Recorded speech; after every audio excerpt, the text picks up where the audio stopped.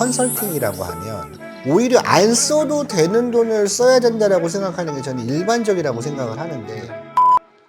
응? 평균보다 훨씬 더 많은 비용의 인테리어 공사를 하셨다고 하더라고요. 근데 이게 한두 건이 아니었어요. 이런 케이스. 네, 안녕하세요. 배서원의 베이커리 스토리 베베스토리입니다. 자, 여러분 오늘 제가 어디에 와 있냐면, 여러분들 라빠시옹 빵이라고 잘 아시죠? 맞습니다. 그러니까 여러분들이 창업의 꿈을 안고 또 빵을 배우기 위해서 오시는 그 아카데미에 저희가 지금 와 있는데요. 과연 그 창업에 있어서 우리가 꼭 알고 가야 되는 게 무엇일까 생각했을 때 정말 중요하게 생각하는 게 인테리어거든요. 그래서 이파리 건축사 사무소 소장님을 모셨는데요. 베베스토리 구독자분들을 위해서 소개 한번 부탁드리겠습니다. 네, 안녕하십니까. 베베스토리 구독자 여러분 반갑습니다. 저는 이파리 건축사 사무소의 소장 박정규라고 합니다.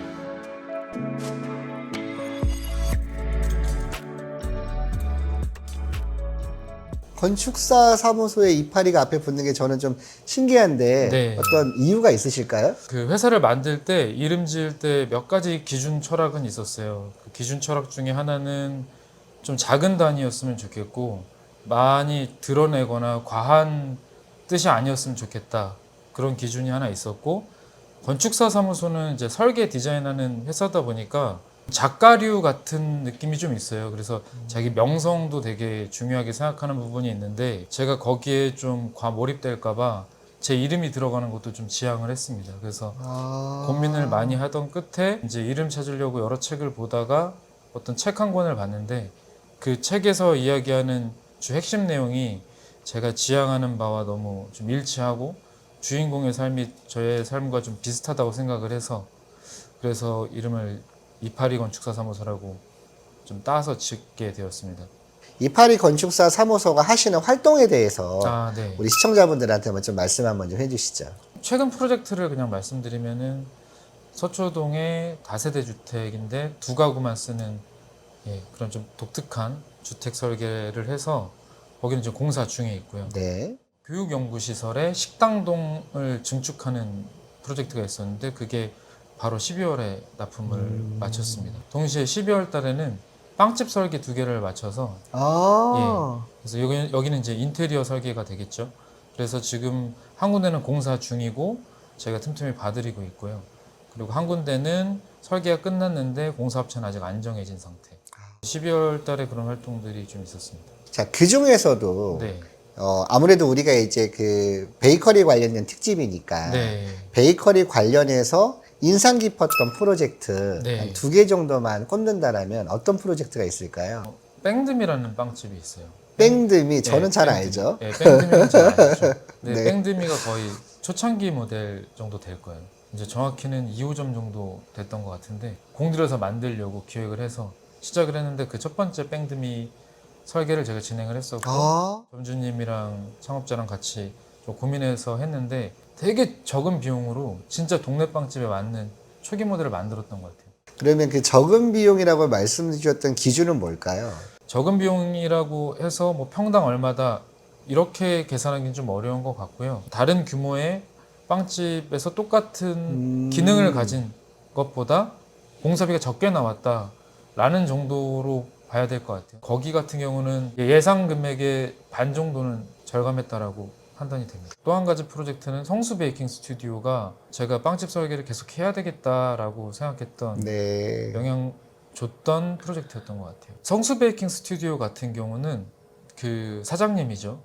그 사장님이 너무 전문가고 너무 베테랑이었어요. 거기는 이름도 스튜디오라서 스튜디오 역할을 할 수 있고 빵을 팔 수 있고, 그리고 거기에 들어가는 모든 가구나 들어가야 되는 동선이나 이런 것들을 둘이서 같이 작업을 하듯이 계속 고민해서 만들고, 공사 때까지도 제가 계속 감리를 하면서 부대끼면서 만들었던 프로젝트였던 것 같아요. 열정이 있는 사람이라면 저는 아쉬웠던 부분도 있었을 것 같아요. 근데 좀 안타까운 사연이 있다라면 뭐 한두 가지 정도 말씀을 좀 해주실 수 있으실까요? 제가 진행했던 프로젝트에서 안타까웠던 거는 없었던 것 같아요.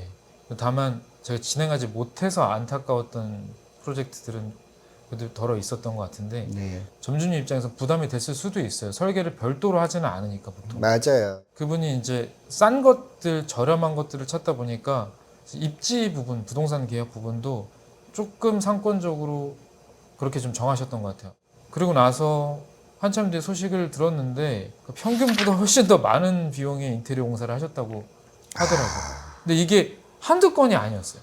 이런 케이스가. 그런 소식을 들을 때 좀 안타까웠고. 한국 사람들이 대부분 컨설팅이라고 하면 내가 부족하니까 도움을 받는 것까지는 맞아요. 잘하기 위해서. 내가 모르니까 받는 건데 불필요하다라고 생각하시는 분들이 대부분이에요. 뻔하다라고 생각하는 거거든요. 네. 어차피 장비 업체한테 장비 사서 네. 전기 뽑고 네. 급수 들어가는 거 있으면 급수 뽑고 네. 오히려 안 써도 되는 돈을 써야 된다라고 생각하는 게 저는 일반적이라고 생각을 하는데 네. 혹시 그 부분에 대해서 한번 좀 반론을 한번 해주실 수 있는지. 근데 지금 말씀하신 대로 사실 하시면 돼요. 응? 근데 그거를 못 하시는 분들이 많기 때문에 그렇게 말씀을 드린 거고, 가령 어릴 때 설명서 없이도 레고 가지고 내 작품을 만들 수 있는 사람들, 코디네이팅처럼 할 수 있어요. 여기에 뭐 하고 여기 뭐 하고 여기 뭐 하고 그런 간단한 계획서만 가지고도 공사는 들어갈 수 있어요. 그러니까 그런 것들 아까 배수나 급수 정도를 아시고 여기에 마감재가 어떤 것들이 들어가야 되는 정도 이해도가 있으신 분들은 그렇게 셀프로 하셔도 돼요. 근데 그걸 못 하시는 분들이 인테리어 업체를 만날 때 과정이나 메커니즘 같은 게 없이, 지식 정보 없이 인테리어 업체가 원터치로 다 해줄 거라는 걸 기대하고 만났을 때에 일반적인 소비자들이 겪는 리스크가 훨씬 크다고 보기 때문에 제가 아까 설계를 미리 계획을 해놓으라. 이건 되게 당연하고 단순한 얘기인데 우리가 보통 계획만 하지 말고 생각만 하지 말고 실천해야 될 때도 있어요. 맞아요. 근데 인테리어는 그렇게 하기에는 비용이 너무 많이 들고 그리고 공사가 시작되는 순간부터 비용은 카운트다운이 시작됩니다. 인테리어는. 설계를 안 하셔도 되는 분들은 설계를 안 하셔도 돼요. 아까 그 자기 스스로의 능력이 되시는 분들 혹은 자기만의 주관이 뚜렷하신 분들 그런 분들은 하셔도 되고 그거를 못 하시는 분들은 설계를 먼저 하시는 것을 권장을 드리고 있어요. 이게 공사에서는 잘못되면 비용이 계속 더 들어갑니다. 그 비용이 이걸 뜯어내는 비용 그리고 다시 붙이는 비용 재료를 버리는 비용 또 다시 사서 붙이는 비용 이 비용들이 다 들어가는데 이거를 개인이 직영으로 공사했다고 하면 다 자기가 안아야 되는 비용이기도 하고 인부를 썼다고 했을 때는 품값이 더 비싸게 들어가요. 그렇죠. 그러니까 그 실수를 줄이기 위해서라도 어느 정도 계획을 하고 가시는 걸 추천을 드리는데 전문 설계자한테 설계를 안 맡기더라도 본인이 나름대로 설계는 하셔야 돼요. 평면도, 천정도, 인면도까지 있는 평면도 하나 가지고 공사 들어가지 말고 그런 설계를 하셔야 공사 기간도 타이트하게 잡을 수가 있고 그리고 사전에 하려고 했던 것들을 다 반영해서 할 수가 있어요. 말씀하신 거에 대한 팩트는 네. 그 정도를 진짜 할 수 있는 사람들은 해라. 네. 안 되는 사람들은 설계를 받아라. 컨설팅을 받아라. 어떻게 보면 이 말씀을 주신 건데 네. 내가 그런 능력이 되는지 안 되는지 모르잖아요. 모르죠. 그걸 어떻게 알고서 하죠? 다 똑같을 것 같아요. 이사님께서 제가 이제 장비를 배우겠다고 이사님을 쫓아다니는데 처음부터 배정해서 납품하는 걸 시키시겠어요? 아니면 따라다니면서 보는 걸 시키시겠어요? 당연히 따라다니면서 봐야 되겠죠. 봐야 되겠죠. 네. 공사 경험이 있으신 분들은 하실 수 있을 거예요. 근데 내가 처음 한다 그러면 못 한다고 보는 게 맞을 거예요. 이런 어떤 자기 감각이나 자기가 추구하는 철학이나 이런 것들이 명확하게 뚜렷한 사람도 설계하시는 분과 상의해서 이것들을 녹여낸다면 자기가 생각하는 것들이 더 구현될 확률이 높아져요. 자, 그러면 내가 알고 있는 지인분들 중에 네. 그런 목수를 하시는 분들이 있다라고 하면 네. 굳이 비싼 컨설팅 비용을 내지 않고 그분들한테 맡기면 되는 거 아니에요? 그분들이 목공 작업을 하고 나면 나머지 공정들은 또 전문가들을 불러서 만들어야 돼요. 이분들은 실제 기술자들이고 인테리어 업체는 관리자들이에요. 이쪽은 싱어고 이쪽은 매니지먼트라고 보시면 돼요. 아, 오케스트라의 오. 지휘자고 이 사람들은 오. 악기 연주자라고 보시면 돼요. 아, 네, 그렇게 네. 말씀하시니까 이해가 그래서 되네요. 인테리어 회사가 제대로 된 좋은 인테리어 업체라고 할게요. 회사 잘하는 데는 반드시 내부적으로 만들거나 외주를 줘서라도 만들어요. 왜냐하면 이거가 있어야 공사 기간이 타이트하게 완성되기 때문에 그 회사의 곧 수익률로 이어지기 때문에 공사를 잘하는 인테리어 업체는 내부에 직원을 둬서라도 반드시 설계를 과정을 거칩니다. 네. 그럼 이 사람이 이 설계도를 가지고 필요한 이제 연주자들을 뽑는 거예요. 그 중에 제일 메인이 되는 뭐 피아노가 됐든 바이올린이 됐든 이 음악의 가장 메인이 되는 것 중에 하나가 목공인 거예요.